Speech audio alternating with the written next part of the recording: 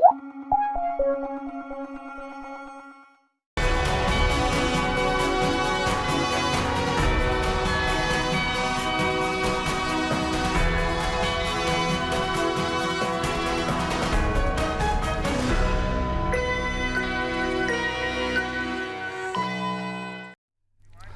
to BizTalk. I'm Mikhail Raj. Today, in conjunction with Merdeka celebrations, we review Malaysia's economic transition over the past 62 years.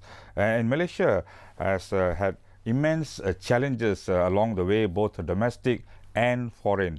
And when debating the economy, issues such as productivity, reforms, social engineering, weaknesses in the implementation of somewhat sound policies come to the fore. Not to mention undue political interference in massive projects with vested interests. But now the greatest concern is the high cost of living and the slow pace of economic growth. So the question that beckons now is there much to celebrate on the economic front after 62 years of independence? The full details on BizTalk.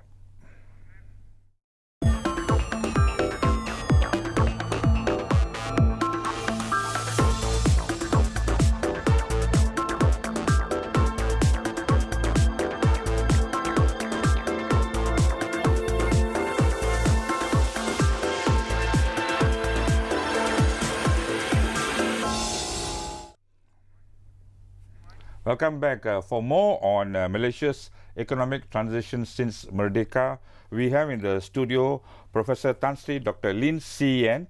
He is the former Bank Negara Malaysia Deputy Governor of Malaysia. Welcome to BizTalk, Tan Sri. How are you today? I'm okay. Yeah, it's an honor to have you. First of all, I want to tell you certain things that the viewers need to know, that you have been a central banker for 34 years and you are Malaysia's first UK chartered statistician, and you are also the chairman and chief executive officer of the Diversified Pacific Bank Group. But more interestingly, you were the advisor. You were the advisor to all the prime ministers and ministers of finance of Malaysia since Tunku Abdul Rahman, right? Correct, Since 1960. Yeah. So that's a great background, and that means you are the right person to answer these questions. It shows my age. Yeah, okay, but good. But Tan Sri, briefly, can you take us through Malaysia's economic transformation since Merdeka until now? Huh? So how would you encapsulate it in such a short period? Well, 60 years is a long time, but if you sit on a helicopter and look down, then 60 years is quite short. If you look at these 60 years, I would divide it into 4 phases. The first phase would be from Merdeka in 57, right up to the end of the 60s. That phase I call the transition from Merdeka. You know, Malaya became independent, then Malaysia came in, then Singapore came in, then Singapore went out. And so during this period, late 50s, early 60s, right up to the latter part of the 60s, there's a lot of just transition, trying to get the politics out of the way. And then came 69. Yeah. And so, but while this is going on, don't forget that if you look at the economy, we were dependent on rubber and tin. Rubber and tin accounted for more than 1/2 of the economy. And the rest of it is trade. And even most of this didn't benefit Malaysia because most of these things were owned by foreigners. The British mostly. Yeah. Every time they have profits, they made them abroad. The only good thing about all this is they had the foresight to reinvest. And so rubber and tin lasted for a while. But by the end of the 60s, when we became independent, I think our leaders felt that we need to diversify. And so from the late 60s right up to the 70s, and I would call the 70s to be our golden years, where we diversified into palm oil, then we found petroleum. Yeah, that was and also people forget that there was also the great time for the export of timber. So these 3 new products took the place of rubber and tin, which by the mid 70s and late 70s almost disappeared. And then came towards the latest part of the 70s, manufacturing. So the 70s, so if you look back, as I said, in the first 15 years after Merdeka, we were going roughly at about 5.5%. But in the 70s, because of this great activities in new products, and people were excited about diversification of the economy grew at 8.5 for 10 years. That is the developmental stage. We grew very fast. That's right. And that's the time I call the period of diversification. And then the 80s and the 90s are what I call years of move to maturity. We were used to the new products, we were diversified, but we had to look at institutions, we had to build up talent, and so these 20 years from in the 80s and the 90s, we spent sort of learning to be mature. And then by the time we reached the 2000s, the last 18 years of this century, we were on to the knowledge economy. And so I was telling you just now, in the 70s we were going 8.5%. Then after that, once you have reached the high, you begin to plateau off.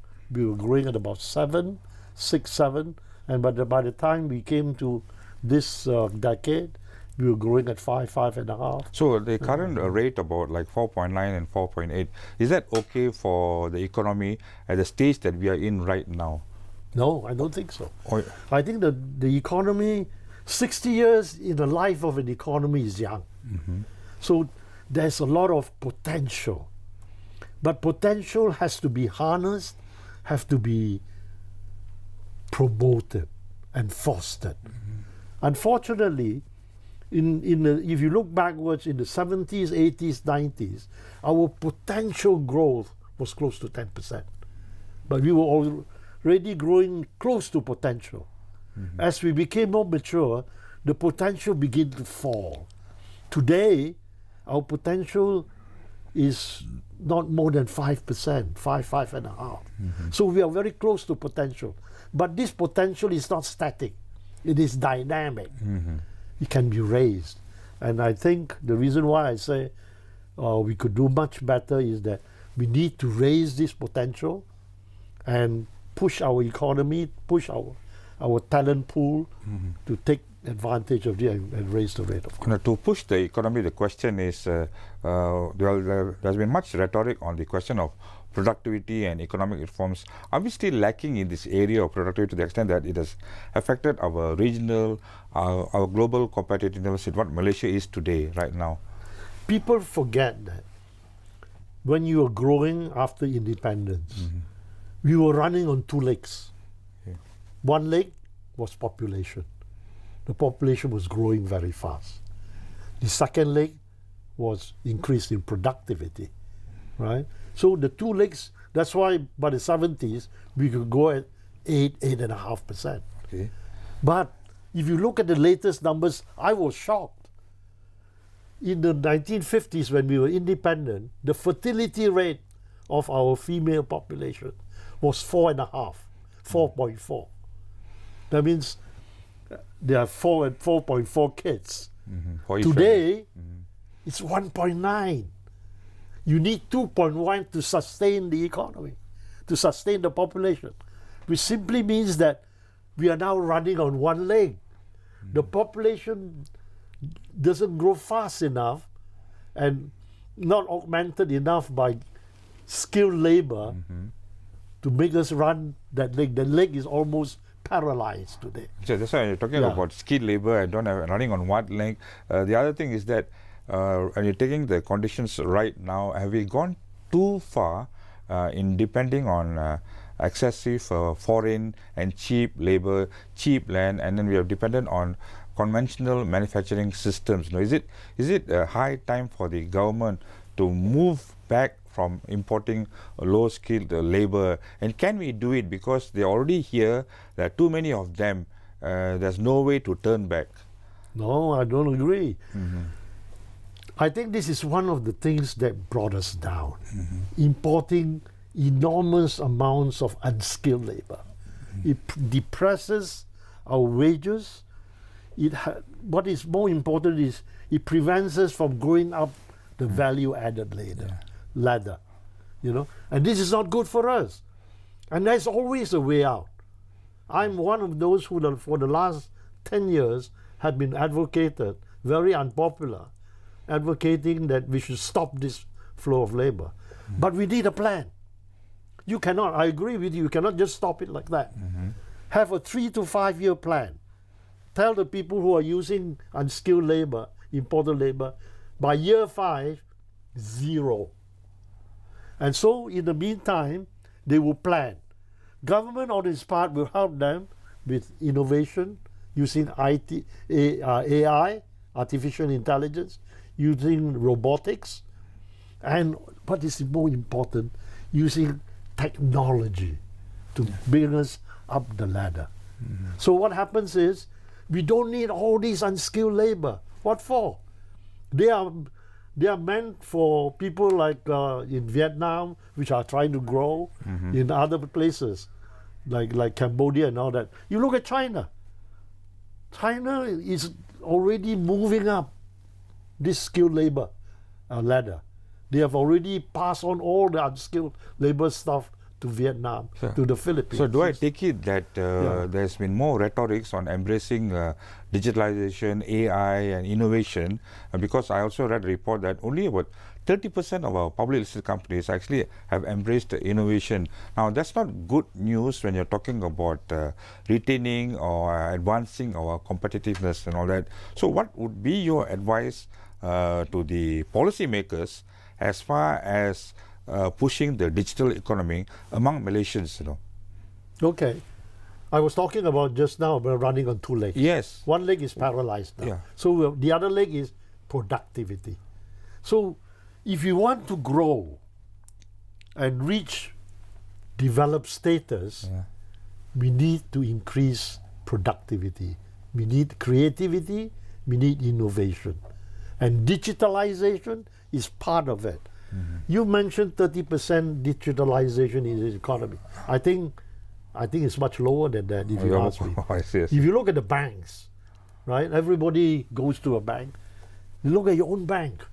How much of it is digital? The banks are so conservative that they don't even want to embrace fintech. And I agree with you. So I'm one of those who, until today, don't understand why the banks are not moving. Because if you don't move, you'll be left behind. And this is part and parcel of the productivity growth. If you don't embrace technology to help you produce, your productivity will not increase. Today, our total, what we call total factor productivity, productivity of capital, productivity of labor, productivity of creativity, innovation, is very, very low. So, if you want to catch up and not left behind, you have to go on this path. Increase productivity, use technology. The other issue is that employment opportunities, generating new employment opportunities. We also hear news that many of our graduates are underemployed. They are not using what they learned in the marketplace. There is skills mismatch between what is being learned and what is available in the market. Where did we go wrong here? 2 sides of it. One is education. Unless you embrace state-of-the-art education, I call it state-of-the-art education, you will be left behind. You look at the PISA scores and all that, we are really left behind. There's an irony here, because Malaysia is one of those countries that spends huge amounts on education. If you compare countries in the world, we spend 6% of our GDP on education, one of the highest in the world. And yet, in terms of education products, talent, we are left behind. Secondly, so I'm very involved in education at the tertiary level. Graduate unemployment, which is a clear signal, right, is around 25-30%. People think that this is all are Islamic studies, Chinese studies, and not true. Yeah. I see. Okay, Tan Sri, a lot more to talk about, but hold your thoughts. We will take a short break and we'll be back after these messages. Stay with us.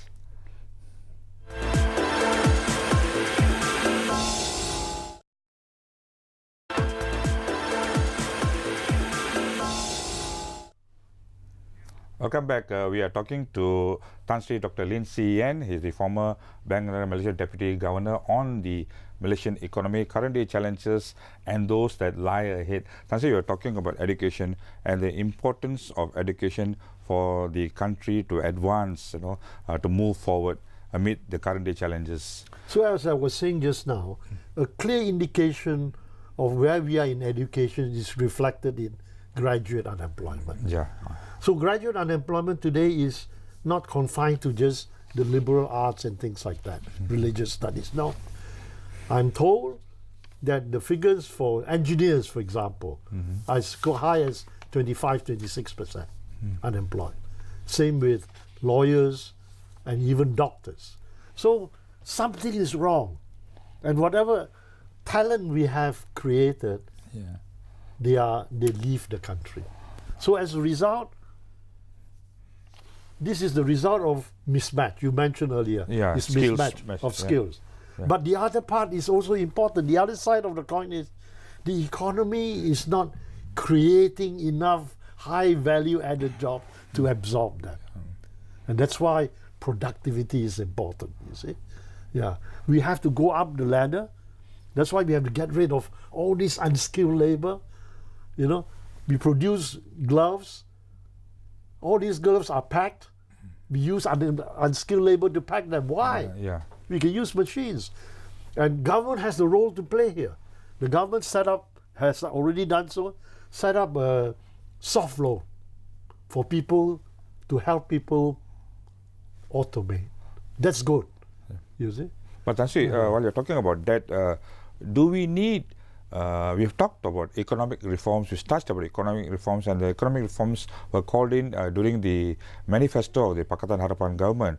But somehow or other now, many of them are very disappointed that the slow pace of economic reforms undertaken by the current day government. So could you touch on why are we so slow and what reforms are really needed to push the economy? Reforms are fundamental because the end result is increase in productivity. So the first reform we need is, we mentioned just now, get rid of unskilled labor. There will be some exceptions.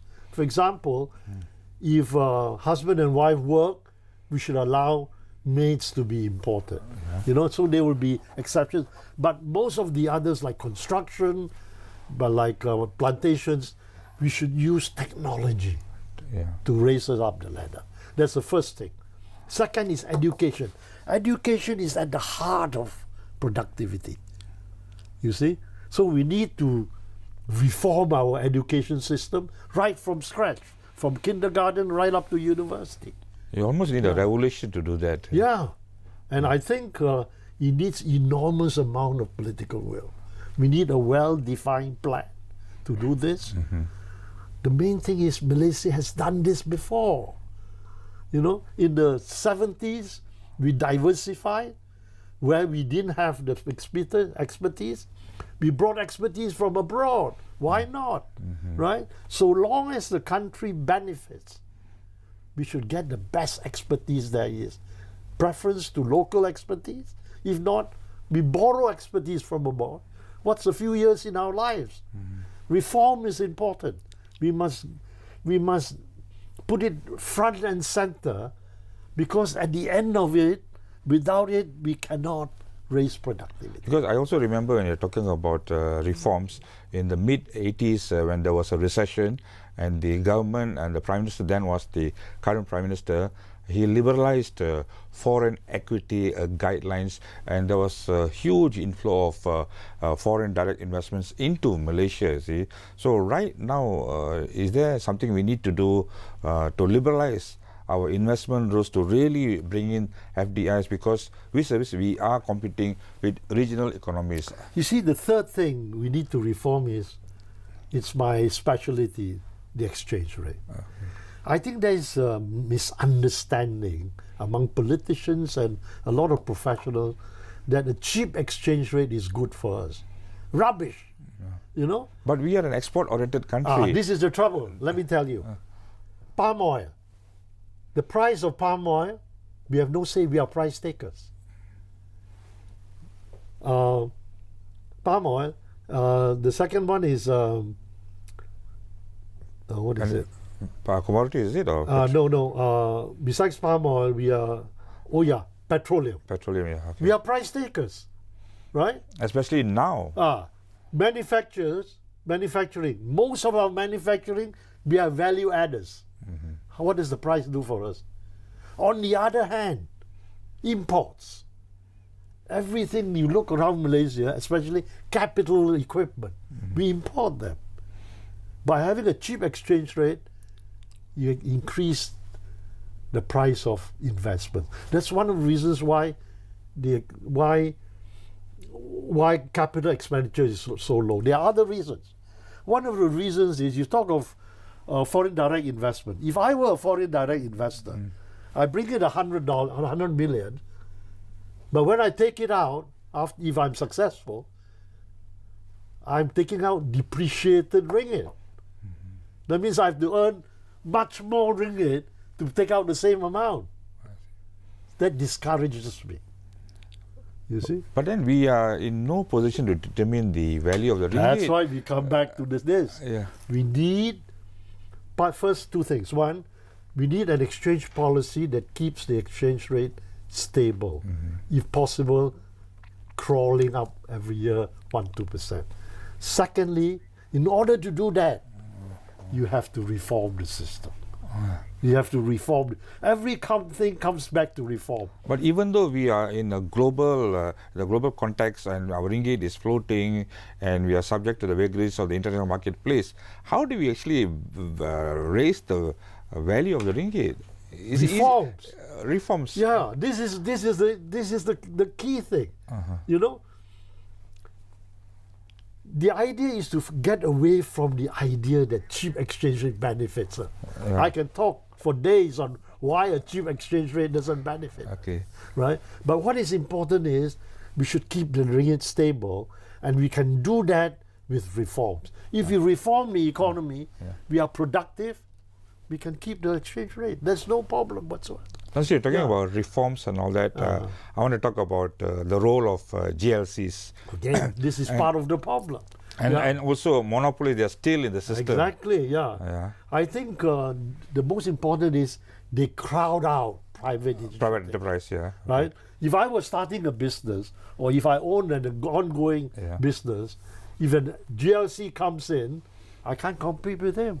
So what do? I withdraw, rather than lose money. You see? So the government role is to facilitate, not to compete. You see? But in industries where there are no participants, or we want to encourage participants, government can come in to help promote it with some equity with the private sector, joint ventures with the private. More like an enterprise kind of thing. Exactly. Tan Sri, before you go, I just want you to your thoughts on this new concept of shared prosperity announced by the Prime Minister and all that. But then the details are lacking so far. What do you think about the shared prosperity concept on needs-based imperatives without taking into account ethnicity? Do you think the government will have the political will when it comes to implementation of such projects, to meet these needs? First thing, the policy. I think the policy is a good one, because if you look at the underlying problems there, is that although the economy has grown a lot over the last 60 years, income inequalities have widened, and hence the bottom 40% increase in income is much less than the top 10%. That's why the B40 group. Exactly, the B40 group. And hence, this new prosperity will help this group. So that's part of the rationale of this. And also the second part of this is the new economic policy. After 60 years, 50 years of the new economic policy, I think the time has come to look at it as more trying to have more equality in the system. I Okay. think, yeah. So, sorry, Fancy. Unfortunately, we have run out of time. Thank you for the insight on the economy, especially the challenges that lie ahead and the reforms you mentioned and what we need to do to advance the economy. Yeah? And then also, Selamat Hari Merdeka to you. You're about 4 hours away from Independence Day. Okay. Thank you very Okay. much. That's all for BizTalk today. Until the next time. Bye for now.